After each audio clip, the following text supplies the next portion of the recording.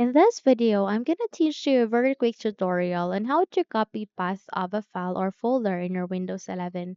So without any further ado, let's begin. First things first, bring up your File Explorer. So here at the taskbar, click on it, or either press Windows key and A key together on your keyboard. In that way, you'd be able to bring up the File Explorer. So proceed to the particular file or folder that you would like to copy with.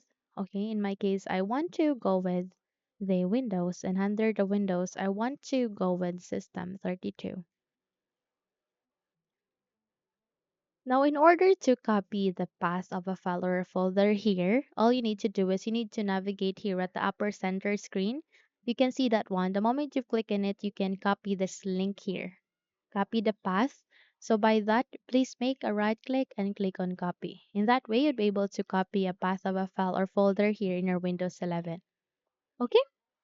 So that's it. If you think this video had helped you a lot, then don't forget to subscribe, hit the like button, as well as the bell icon to be updated for more tutorials like this. Thank you for watching and have a good day, everyone.